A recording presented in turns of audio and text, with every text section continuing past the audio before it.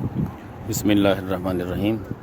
اس وقت ہم یہاں سید الشہداء امیر حمزہ رضی اللہ تعالیٰ عنہ جو کہ میرے کریم آقا علیہ الصلوۃ والسلام کے پیارے چچا ہیں، ان کی بارگاہ میں آئے ہیں۔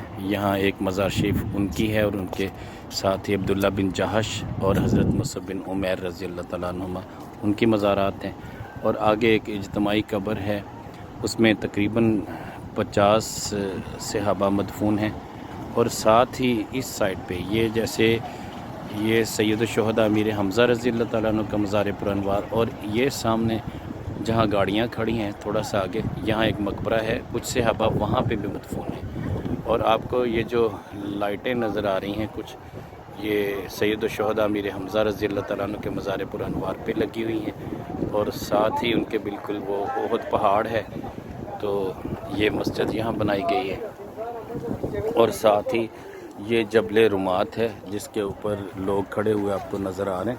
یہ پہاڑ چھوٹا سا ہے، اس پہ میرے کریم آقا علیہ الصلوۃ والسلام نے 50 تیر اندازوں کو کھڑا کیا تھا۔ تو رات کا چونکہ وقت ہے، انشاءاللہ دن کے وقت بھی یہی ویڈیو بنا کے میں بھیجوں گا انشاءاللہ، تاکہ سب لوگ زیارت کر لیں۔ یہ جبل رمات ہے، اس پہ حضرت سیدنا خالد بن ولید رضی اللہ تعالیٰ عنہ اس وقت ابھی مسلمان نہیں ہوئے تھے، اس کے قریب سے گزرے جہاں 50 تیر انداز اوپر کھڑے تھے۔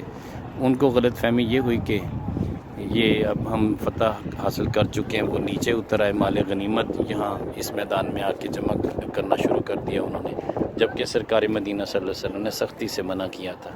بس یہ ان سے خطا ہوئی۔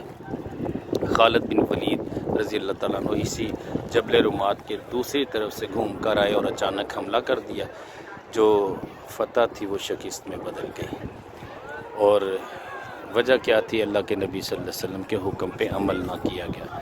تو یہ بہت بڑی آزمائش تھی مسلمانوں کے لیے۔ 70 سے زائد صحابہ شہید ہوئے اس جنگ میں، جن میں سے 50 وہاں پہ مدفون ہیں، اور 3 حضرت سیدنا امیر حمزہ رضی اللہ تعالیٰ عنہ، مصعب بن عمیر اور عبداللہ بن جہش، اور اس کے بعد باقی یہاں پہ کچھ مدفون ہیں۔ کچھ صحابہ جو زخمی تھے ان کو بعد میں جنت البقیع میں دفن کیا گیا، یہ روایتیں ملتی ہیں۔ بسیں آتی ہیں، بسوں کے ذریعے آدمی شٹل سروس کا انتظام ہے۔